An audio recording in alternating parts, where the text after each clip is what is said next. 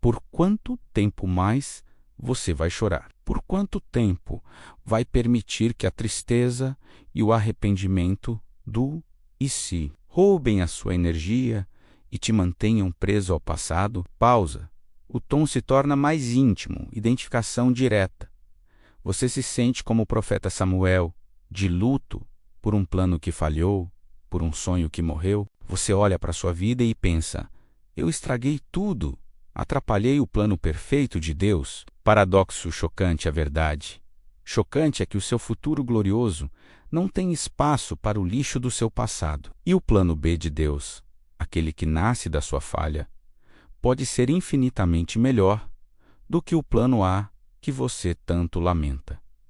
Deus está te dizendo hoje: Moisés está morto. Pare de chorar e levanta-te. Dor oculta, talvez, como Lázaro, você já tenha recebido a vida de Cristo, mas ainda anda por aí amarrado com as roupas de sepultura, as velhas atitudes, a mentalidade de vítima, a autocomiseração.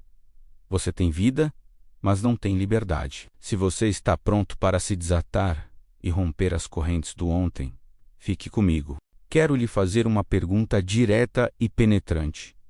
Por quanto tempo mais você vai chorar? Por quanto tempo você vai permitir que a tristeza seja sua companheira constante? Por quanto tempo você vai viver imerso no pântano do arrependimento? O arrependimento, quando se torna um estado de ser, é um dos maiores drenos de energia espiritual e emocional que existem. É a ruminação incessante do eu gostaria de não ter feito e do eu gostaria de ter feito. Mas a verdade brutal e libertadora é esta: se você não fez, não fez. Se você fez, fez. O passado está selado. Não podemos reescrever suas páginas. Portanto, a única realidade sobre a qual temos poder é o agora, hoje. É hoje. Precisamos nos tornar pessoas do presente, pois é no presente que a fé opera. A fé não é uma arqueologia das bênçãos de ontem, nem uma astrologia das esperanças de amanhã. A fé é agora, hoje, neste exato momento. Eu tenho fé que o poder de Deus é suficiente para redimir e cuidar de todo o meu ontem. E hoje, neste mesmo momento, eu tenho fé que Deus já está orquestrando e cuidando de todo o meu amanhã. Meu objetivo com estas palavras é catapultá-lo para fora de qualquer crise, entorpecimento ou prisão em que você se encontre. Quero que você se aproprie da verdade de que o poder ressuscitador de Deus habita em você. E por causa disso, nunca, jamais é tarde demais para começar de novo. Não importa o que aconteceu em sua vida. Não importa a profundidade da ferida que lhe infligiram. Não importa a gravidade do erro que você cometeu. Nunca é tarde demais para se levantar, sacudir a poeira do passado e prosseguir para um novo começo. No entanto, há uma condição inegociável: o seu futuro glorioso não tem espaço para o lixo do seu passado. Você não pode avançar para o novo enquanto arrasta as correntes do velho. Portanto, hoje é o dia em que o luto termina. Hoje é o dia em que paramos de lamentar o plano A que naufragou e abraçamos com ousadia o plano B de Deus, que, em sua misteriosa soberania, é sempre o melhor para nós. Você pode estar pensando: mas eu estraguei tudo, eu atrapalhei o plano perfeito de Deus para a minha vida. A verdade é que, mesmo que você tenha feito uma bagunça monumental, isso não anula o poder redentor de Deus. Se você se voltar para Ele com um coração humilde e disser: Senhor, eu sei que o Senhor pode me resgatar desta situação, prepare-se para ser surpreendido. O plano B de Deus, forjado no fogo da sua falha e da sua graça, pode ser infinitamente melhor e mais glorioso do que o plano original jamais teria sido. A história do profeta Samuel e do rei Saul, em 1 Samuel capítulo 16, é uma ilustração poderosa deste princípio. O Senhor pergunta a Samuel: até quando terás dó de Saul, havendo-o eu rejeitado, para que não reine sobre Israel? Samuel havia investido anos de sua vida em Saul. Ele o ungiu, o discipulou, orou por ele. Quando investimos tanto tempo, energia e esperança em algo ou alguém, e isso falha, a dor é profunda. Saul não se tornou o rei que poderia ter sido, não por falha de Deus ou de Samuel, mas por sua própria culpa. Ele se encheu de orgulho, de arrogância, e Deus teve que removê-lo da posição elevada em que o havia colocado. E Samuel estava de luto. Ele estava triste, desapontado, lamentando o potencial perdido. É nesse contexto de luto que Deus intervém com uma pergunta que ecoa através dos séculos até nós. Até quando? Por quanto tempo mais você vai lamentar o que já acabou, o que eu já rejeitei? Deus estava dizendo a Samuel que o período de luto tinha um prazo de validade, e então ele lhe dá uma nova direção. Enche um chifre de azeite e vem. Enviar-te-ei a Jessé, o belemita, porque dentre os seus filhos me tenho provido de um rei. Deixe-me lhe dizer algo fundamental. Deus nunca está sem um plano. Mesmo quando nossos planos falham, os dele permanecem intactos. Mesmo quando um líder cai, ele já está preparando o próximo. Mesmo quando uma porta se fecha em nosso rosto, ele já tem outra aberta. Deus tem um plano para a sua vida, para a sua família, para as suas finanças, para a sua saúde. A única coisa que pode impedir esse plano de se manifestar é a nossa atitude de derrota. A mentalidade de que é tarde demais, eu estraguei tudo, vou apenas sentar e esperar o fim. Não podemos nos dar a esse luxo. A pergunta de Deus a Samuel é a mesma para nós hoje.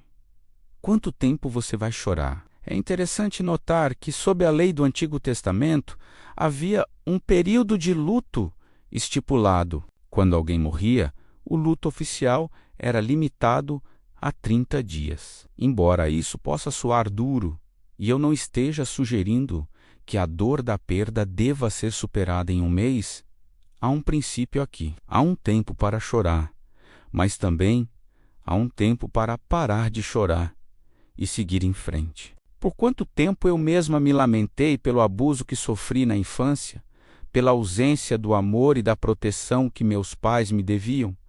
Quantos anos eu perdi mergulhada na autocomiseração? Muito mais do que eu gostaria que qualquer um de vocês perdesse. Aprenda com a minha experiência.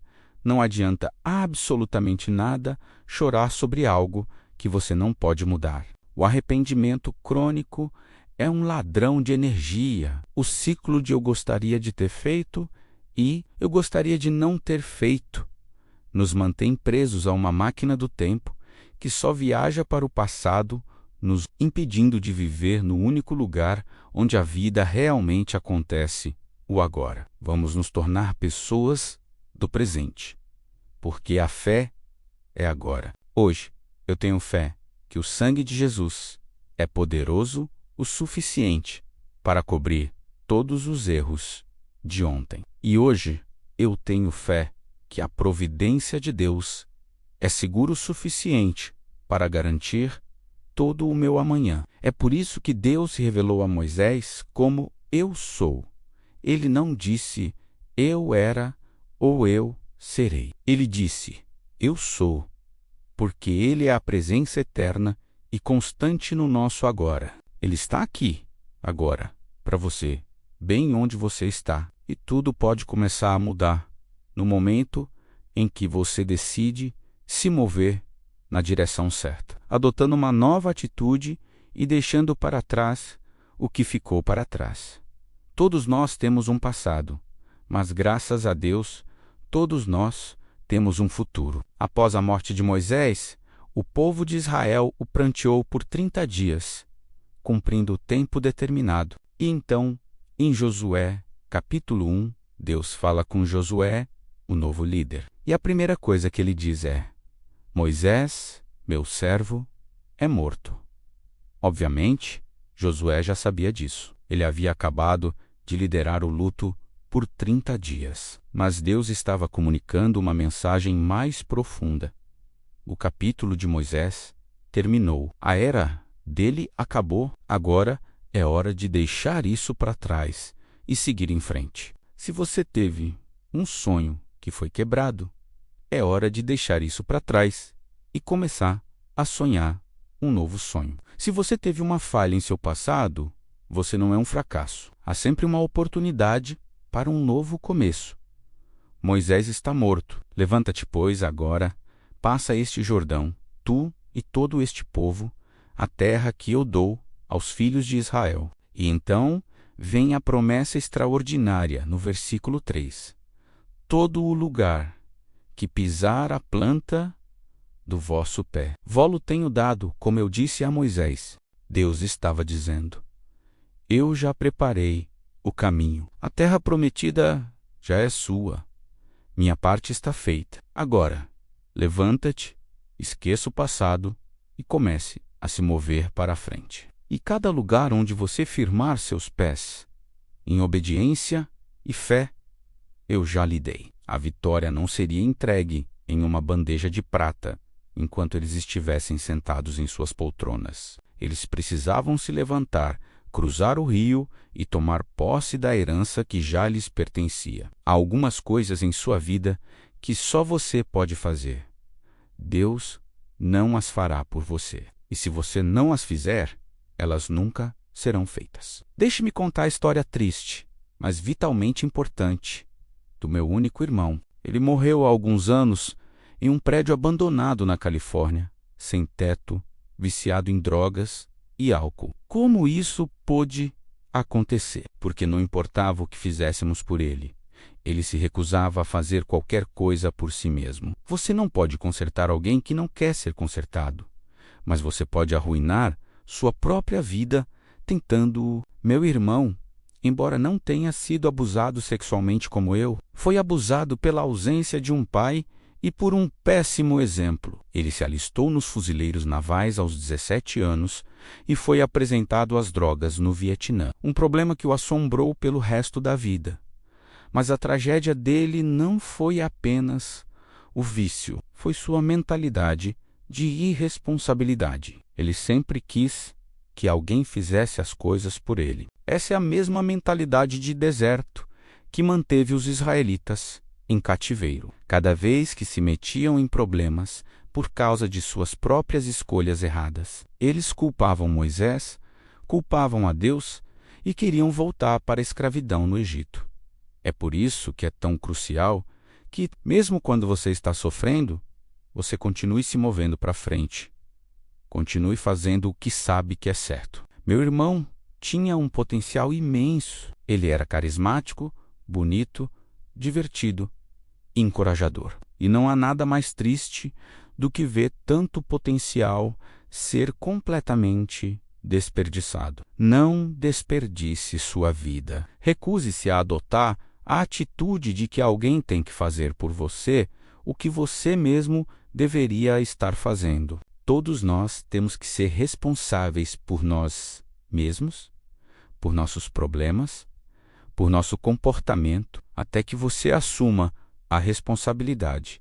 Nada nunca vai mudar. Após muitos anos desaparecido, meu irmão nos contatou, desesperado por ajuda. Nós o trouxemos para nossa casa. Ele viveu conosco por cerca de 2 anos. Enquanto estava sob nossa supervisão direta, ele se saiu bem. Ficou longe das drogas. Conseguiu um emprego no ministério. Viajou conosco. Ele tinha a oportunidade de ter uma vida incrível. Mas então, a responsabilidade bateu à sua porta. O governo o encontrou e exigiu o pagamento de cerca de $60 mil em pensão alimentícia atrasada. Ele se sentiu derrotado, em vez de se levantar e dizer: eu mereço isso. Eu falhei com meu filho e vou pagar essa dívida. Não importa quanto tempo leve. ele se entregou ao desânimo. Se ele tivesse tido a atitude certa, meu marido e eu já tínhamos planos para ajudá-lo financeiramente, mas estávamos esperando para ver o que ele faria. E eu me pergunto, quantas vezes Deus está esperando para ver o que nós vamos fazer antes de intervir com seu poder milagroso? Talvez Deus esteja esperando por você. Seja responsável. Diga: eu fiz essa bagunça. E se levar alguns anos para limpá-la, que seja: Deus, eu farei o que posso e confiarei que o Senhor fará o que eu não posso. Quando você começa a agir com responsabilidade, o poder milagroso de Deus começa a fluir em sua vida. Depois de 2 anos, sentimos que era hora dele ficar por conta própria. Nós o ajudamos a conseguir um apartamento, um caminhão, um bom emprego, móveis. Em menos de 3 semanas, ele voltou ao seu velho estilo de vida. Ele deixou a cidade novamente e só ligava quando estava em apuros. Irmã, pode me ajudar? Estou na cadeia. Não, Davi, não vou te tirar da cadeia. Você não pode permitir que a culpa o manipule a paralisar pessoas que se recusam a ajudar a si mesmas. O amor real, às vezes, precisa ser duro. Nós lhe demos uma última oportunidade, colocando-o em um excelente programa de tratamento. Ele estava indo bem, limpo, há 30 dias, com um emprego. Mas ele foi até o líder do programa e disse: aprecio a ajuda, mas isso não é para mim. Leve-me até o centro da cidade e me deixe lá. Ele queria sair para conseguir remédios para a dor. Ele morreu sozinho em um prédio abandonado. Eles o reconheceram porque, em sua carteira, ele ainda guardava um contra-cheque do nosso ministério, de uma época em sua vida em que ele tinha respeito por si mesmo. Não podemos ter respeito próprio se esperamos que todos os outros façam por nós o que nós mesmos deveríamos estar fazendo. Estou lhe contando esta história para lhe dizer: não é tarde demais para você. Por favor, ouça. Você pode se livrar dessa depressão, desse desânimo. Há um novo começo para você em Jesus Cristo. Recuse-se a ficar preso ao passado. Em Filipenses, capítulo 3, Paulo diz: não que já a tenha alcançado, ou que seja perfeito, mas prossigo para alcançar aquilo para o que fui também preso por Cristo Jesus. Ele estava dizendo: Cristo morreu para me dar uma vida de qualidade surpreendente. E eu vou perseguir essa vida com paixão até que eu a tenha. Essa também é a minha paixão. Ensinar os crentes a se levantarem e a serem o povo poderoso que Deus os chamou para ser. Jesus não morreu para que fôssemos crentes fracotes, chorosos e abatidos. Tome a decisão hoje de não mais viver em decepção e arrependimento. Permita que Deus lhe dê um novo começo. Ele está esperando para fazer isso. Uma coisa faço, disse o apóstolo, esquecendo-me das coisas que atrás ficam e avançando para as que estão diante de mim. O passado pode estar latindo atrás de você, tentando pará-lo, mas você deve continuar avançando, com sua paixão focada em um único objetivo: ter a vida que Jesus morreu para lhe dar. Quantos de nós já enfrentamos decepções? Quantos já sentiram o gosto amargo de uma mágoa profunda, uma dor real que se aloja na alma e parece redefinir a paisagem de nossas vidas? A verdade é que a vida, por sua própria natureza, é um tecido de alegrias e tristezas, de triunfos e de perdas. No entanto, a questão fundamental não é o que acontece conosco, mas o que fazemos com o que acontece conosco. Não é a experiência da dor que nos define, mas a nossa atitude em relação a ela. A infelicidade raramente é um produto direto de nossas circunstâncias. Ela é, quase sempre, o fruto amargo de uma atitude equivocada em relação a essas circunstâncias. É hora de declarar um basta ao luto prolongado. Hoje,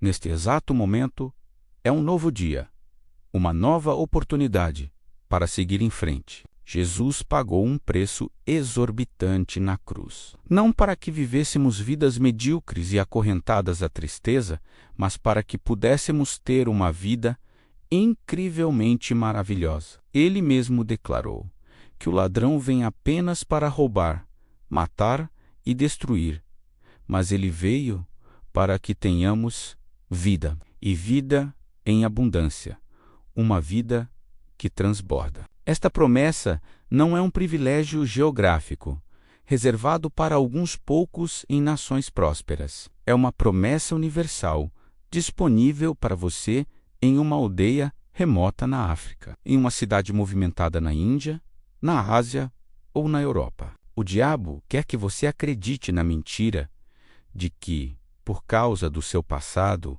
do seu local de nascimento ou de suas limitações, você nunca poderá ter uma vida que vale a pena. Mas a verdade do Evangelho é que você pode ter uma vida incrível, maravilhosa e impressionante como qualquer outra pessoa. Nunca é tarde demais para adotar uma nova atitude e começar de novo. Mas o que acontece quando nossos planos falham? Quando oramos, planejamos, trabalhamos e ainda assim a porta se fecha? A mente do homem, como nos ensina Provérbios, planeja o seu caminho, mas é o Senhor quem lhe dirige os passos. Precisamos aprender a confiar em Deus, a internalizar a verdade de que, quando as coisas não acontecem como queríamos, em vez de nos afundarmos na amargura e na tristeza, talvez estejamos sendo salvos de algo que nem sequer percebemos. Pense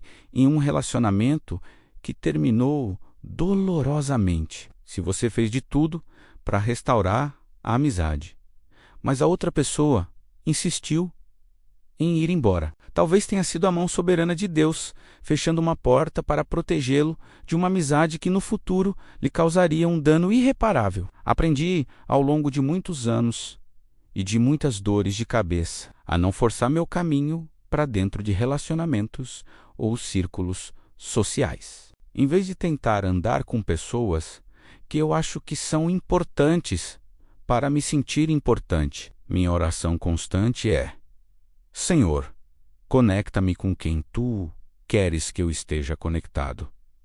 Se for da Tua vontade, sim. Se não, não. Eu confio que, se Ele não dirigir meus passos, eu, por conta própria, acabarei em apuros. Considere a rejeição em outras áreas. Você se preparou arduamente para entrar em uma determinada faculdade, mas seu pedido foi rejeitado. A dor da decepção é real, mas e se Deus, em sua presciência, estivesse protegendo você de um evento, de um relacionamento ou de uma influência que teria prejudicado sua vida e seu destino de formas que você não pode imaginar? Você trabalhou incansavelmente em uma empresa, deu o seu melhor, mas foi demitido. A sensação de fracasso e injustiça pode ser avassaladora. Mas e se Deus estivesse resgatando você de uma carreira na qual você nunca se sentiria verdadeiramente realizado? Ou que nunca proveria o suficiente para sua família? Até mesmo nas pequenas frustrações diárias, como ficar preso em um engarrafamento, furioso por estar atrasado. Será que Deus não poderia estar protegendo você de um acidente grave que aconteceria mais à frente na estrada? Em vez de nos frustrarmos e nos irritarmos, meu marido e eu aprendemos a declarar: Senhor, nosso tempo está em Tuas mãos. A paz que advém dessa entrega é imensurável. Não passe a vida amargurado porque as coisas não aconteceram do seu jeito. Em vez disso, adote a postura de fé que diz: talvez Deus tenha um plano que eu ainda não conheço, e eu escolho confiar nele. Em Mateus, capítulo 9, Jesus nos apresenta uma metáfora poderosa que é central para entendermos a mecânica de um novo começo. Ninguém deita remendo de pano novo em roupa velha, nem se deita vinho novo em odres velhos. O vinho novo, que ansiamos essa nova vida poderosa, esse novo começo, essa unção fresca do Espírito Santo, não pode ser contido em odres velhos. E o que são esses odres velhos? São nossas atitudes antigas, nossas velhas formas de pensar, especialmente as velhas maneiras de pensar sobre nós mesmos. Você pode ter um encontro genuíno com o poder de Deus, receber uma nova revelação ou uma nova oportunidade. Mas se tentar derramar essa nova bênção em uma mentalidade velha de autocomiseração, de amargura ou de incredulidade, o resultado será desastroso. O odre velho, inflexível e endurecido pelo tempo, não suportará a fermentação e a expansão do vinho novo. Ele se romperá, e tanto o odre quanto o vinho serão perdidos. Para receber o novo que Deus tem para nós, precisamos nos tornar odres novos. Isso exige uma renovação radical da nossa mente. Um dos aspectos mais cruciais dessa renovação é aprender a nos ver como Deus nos vê, e não como o mundo, ou até mesmo nós mesmos nos vemos. Você precisa ver a si mesmo da maneira como Deus o vê, não da forma como as pessoas o rotularam, o feriram ou o definiram. Você é incrível. Você é absolutamente incrível. Uma obra-prima de cair o queixo. A complexidade do seu corpo, a forma como cada sistema funciona em perfeita harmonia a cada segundo, apenas para mantê-lo respirando. É um testemunho constante da genialidade do seu Criador. E Deus, que o projetou com tanto cuidado, tem a sua mão sobre você, está mantendo você vivo. Ele depositou em você talentos, habilidades, uma mente capaz de pensar e uma criatividade capaz de inovar. Por que, então, gastaríamos nossa vida sentados em um canto, lamentando o passado, presos em uma atitude velha e empoeirada, baseada em um monte de decepções antigas? Todos nós tivemos decepções, algumas delas muito grandes. Todos nós tivemos mágoas reais, dores que nos marcaram profundamente. Mas hoje é um novo dia. Antes de concluirmos, precisamos tomar a decisão de nos tornarmos esses odres novos, para que o vinho novo do Espírito Santo possa ser derramado em nós sem restrições. Uma nova atitude pode mudar absolutamente tudo. Precisamos, em primeiro lugar, de uma nova atitude em relação a Deus. Muitos de nós, por anos, vimos a Deus de maneira errada, como um ser irado, um juiz severo, esperando apenas que cometamos um erro para nos punir.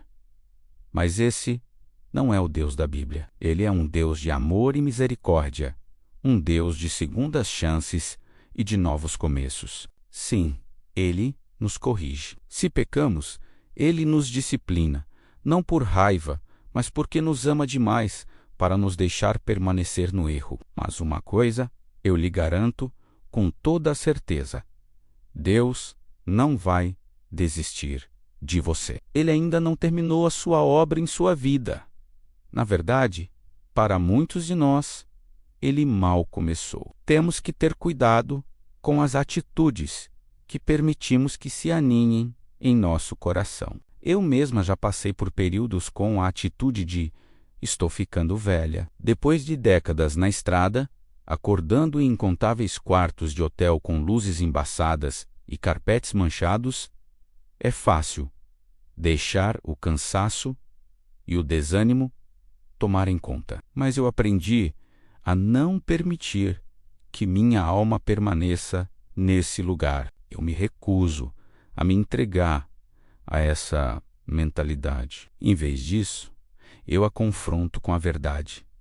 Não, eu sou tão abençoada por estar fazendo o que estou fazendo. Eu sou tão abençoada por poder ajudar o povo de Deus. Isso não significa que eu nunca sinta o peso do cansaço. Significa que eu não me entrego a Ele. E por quê? Porque estou determinada a terminar a minha corrida. Não é preciso nenhum talento especial para começar algo.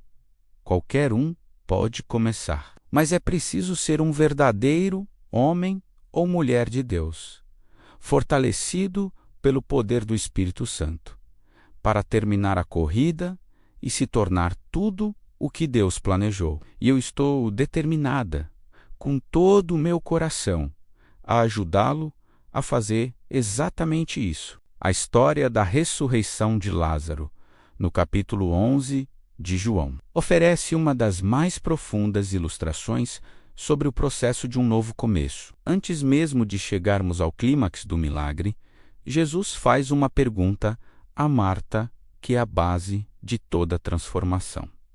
Não te hei dito que, se creres, verás a glória de Deus. A primeira e mais fundamental atitude nova que precisamos adotar é a atitude de crer em vez de duvidar. É o simples, mas revolucionário hábito de se levantar a cada manhã e declarar com fé: eu acredito que Deus tem algo de bom reservado para mim hoje. Eu acredito que algo bom da parte de Deus vai acontecer comigo hoje. No início, pode parecer mecânico, até mesmo falso. Você pode tentar um dia e não ver nada de extraordinário acontecer. Mas a chave é a persistência. Tente de novo, e de novo, e de novo. Continue declarando a bondade de Deus até que você canse o diabo, até que ele fique tão exausto de ouvir a sua atitude positiva que decida nem mais visitar a sua cidade. Quando Jesus chegou ao túmulo de Lázaro, ele deu uma ordem poderosa: Lázaro, vem para fora. E o homem, que estava morto há 4 dias, andou para fora do túmulo. Mas a história não termina aí. Há uma segunda ordem, que é igualmente crucial, e é nela que muitos de nós ficamos presos. Lázaro estava vivo, mas ainda estava envolto em suas roupas de sepultura. Ele tinha vida, mas não tinha liberdade. E Jesus disse àqueles que estavam ao redor: desatai-o e deixai-o ir. É aqui que muitos crentes se encontram hoje. Você nasceu de novo, você teve a sua experiência de ressurreição espiritual, você tem a vida de Cristo dentro de você, mas você ainda está andando por aí com suas roupas de sepultura, amarrado pelas ataduras do seu velho eu. E enquanto você estiver com essas roupas, você nunca terá a vida abundante que Deus quer que você tenha. O que são essas roupas da sepultura? São as atitudes antigas, as velhas formas de pensar, as velhas formas de falar, os velhos padrões de comportamento. São as mentalidades de vítima, as amarguras não resolvidas, os medos que o paralisam, as palavras negativas que você continua a proferir sobre si mesmo e sobre suas circunstâncias. Por que não ter um novo começo na maneira como você fala a partir de hoje? Que tal tomar a decisão de parar de falar sobre as coisas como elas são e começar a falar sobre elas como podem ser, de acordo com a palavra de Deus? Peça a Deus para ajudá-lo a não dizer nada negativo. Não importa o quão intensamente você esteja sofrendo. Não dê ao diabo uma porta aberta, uma oportunidade legal para tornar sua situação ainda pior. Mantenha-se firme declarando: Deus, eu confio em Ti. Algo bom vai acontecer para mim. Não é tarde demais para mim. O velho pode ser familiar e, de certa forma, confortável em sua previsibilidade, mas ele também é obsoleto. E não há unção, não há poder de Deus em coisas obsoletas que ele já terminou.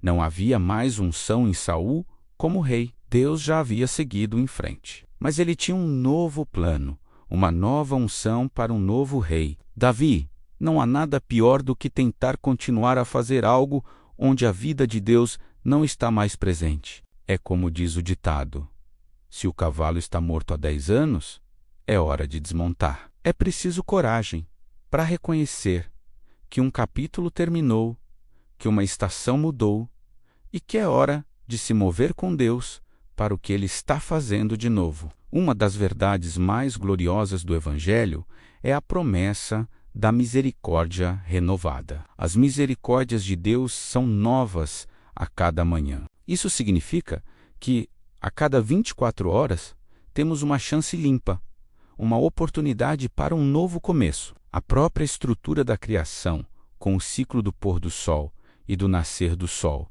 é uma mensagem diária de Deus para nós. Não importa o quão ruim as coisas estivessem quando você foi dormir. Não importa quantos erros você cometeu ontem. Amanhã traz consigo uma nova porção da graça e da misericórdia de Deus.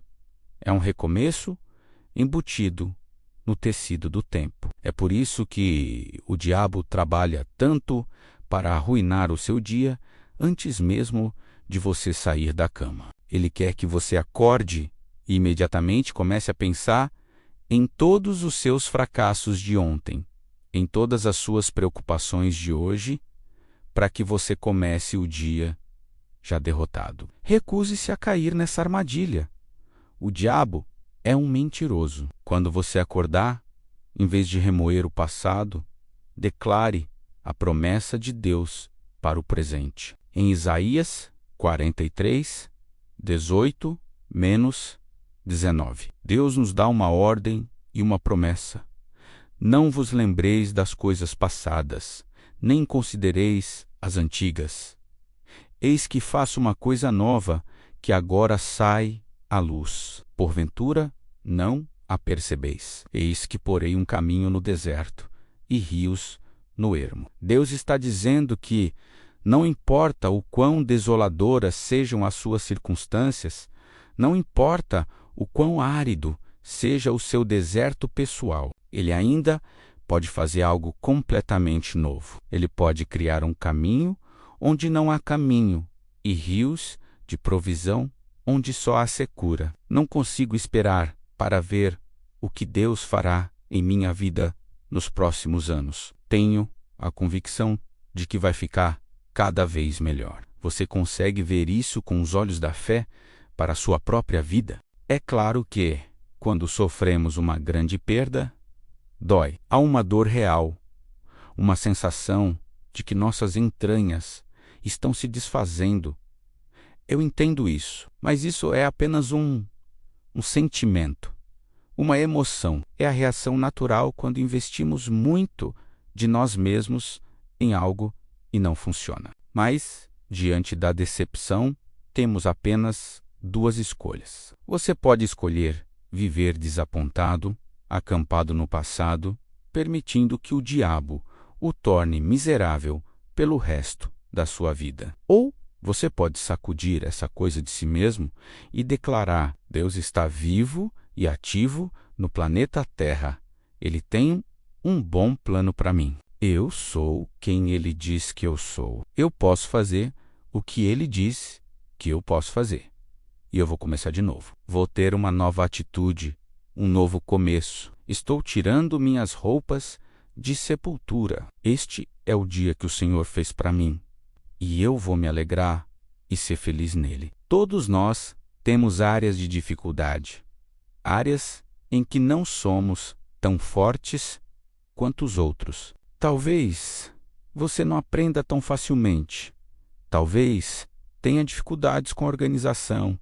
Talvez lute com a insegurança. Temos um filho que, embora seja absolutamente brilhante, foi um pesadelo na escola. Ele não se encaixava no método de ensino tradicional. Lembro-me honestamente de pensar: será que ele vai ter que viver comigo para o resto da vida? Mas a verdade é que só porque você tem uma deficiência em uma área, não significa que Deus não possa compensar isso de forma sobrenatural.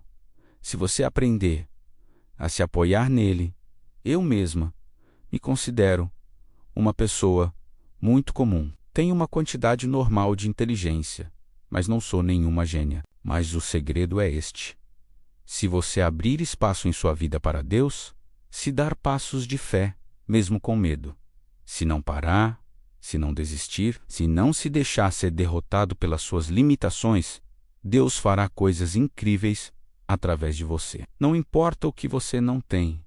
Se você tem Deus, Ele preencherá suas fraquezas. Ele o manterá forte, jovem, capaz e feliz. Pare de olhar para si mesmo e olhe para Ele. A história de Zaqueu, em Lucas capítulo 19, é a ilustração perfeita de como superar nossas limitações para alcançar um novo começo. Jesus estava passando por sua cidade. E Zaqueu, um cobrador de impostos rico, mas desprezado, queria desesperadamente vê-lo. Havia um problema. Ele era muito baixo e não conseguia ver por cima da multidão o pequeno Zaqueu. Todos nós somos pequenos de alguma forma. Todos nós temos alguma desvantagem, alguma limitação, seja ela física, emocional, educacional ou social. Zaqueu poderia ter facilmente se tornado uma vítima de sua circunstância. Ele poderia ter se escondido atrás de uma árvore e iniciado uma festa de autocomiseração. Eu sou tão baixo, todo mundo vai ver Jesus, menos eu. Deve ser tão bom ser alto. Por que eu tive que nascer tão baixo? Isso soa familiar? É exatamente o que fazemos quando nos concentramos em nossas desvantagens. Mas Zaqueu não fez isso. Ele queria ver Jesus, e sua determinação era maior que sua limitação. Então, ele fez algo radical. Ele correu à frente da multidão e subiu em uma árvore. Temos alguns escaladores de árvores aqui hoje. A conotação espiritual é poderosa. Se você tem uma desvantagem em alguma área da sua vida, talvez você simplesmente tenha que se esforçar um pouco mais do que os outros. Talvez você tenha que estudar um pouco mais, trabalhar um pouco mais, orar um pouco mais para manter sua vida organizada. Todo mundo tem alguma coisa. Eu, por exemplo, tenho um péssimo senso de direção. Poderia ficar perdida no meu próprio banheiro. Mas em vez de reclamar sobre isso, eu aprendi a subir na árvore, peço ajuda, uso o GPS, saio mais cedo. Pare de se preocupar com o que você não pode fazer, com o que você não faz bem, e comece a maximizar o que você pode fazer, deixando que Deus cuide do resto. Zaqueu era um homem pequeno, mas ele queria algo, e ele disse: eu vou conseguir. Ele correu, ele subiu, e a história nos conta que, quando Jesus passou por aquele lugar, ele olhou para cima e notou Zaqueu na árvore. Por que Jesus olharia para cima, bem naquela árvore específica? Porque algo no espírito determinado de Zaqueu tocou algo no espírito de Jesus. Havia uma conexão. Deus ama pessoas determinadas, pessoas que se recusam a desistir, que dizem: mesmo que eu tenha falhas, mesmo que eu tenha desvantagens, eu vou prosseguir e ser tudo o que Deus quer que eu seja. E o que Jesus disse a Zaqueu: Zaqueu, desce depressa, porque hoje me convém pousar em tua casa. Uau! Jesus não apenas o notou, ele o convidou para um relacionamento íntimo. Este homem, um pecador notório, um ladrão, foi escolhido por Jesus. Por quê? Porque Jesus viu algo nele com o qual ele poderia trabalhar. Um coração desesperado e determinado. E eu acredito que Deus está vendo algo em você hoje com o qual Ele pode trabalhar. Você pode ter que subir em algumas árvores na vida. Pode ter que se esforçar mais do que os outros. Mas você pode ter um novo começo. Nunca é tarde demais. Levante-se e dê um brado de vitória ao nosso Deus. Tome a decisão, hoje, de não mais viver na decepção, no arrependimento ou nas sombras dos fracassos do passado. Permita que Deus lhe dê um novo começo. Ele está esperando para fazer isso. Como disse o apóstolo Paulo, esquecendo-me das coisas que ficam para trás e avançando para as que estão diante de mim. Prossigo para o alvo. Não deixe que os percalços da vida o arrastem para baixo. Deus te abençoe e lembre-se, nunca é tarde demais para um novo começo.